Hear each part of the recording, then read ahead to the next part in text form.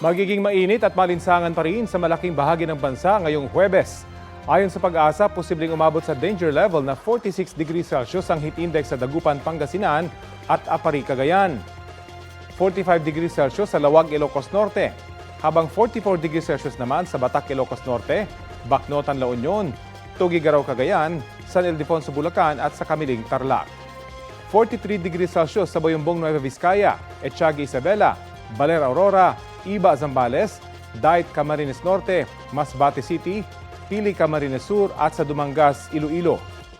Posibleng umabot sa 42 degrees Celsius ang heat index ngayong araw sa Sinait, Ilocos Sur at ilan pang bayan at syudad sa bansa.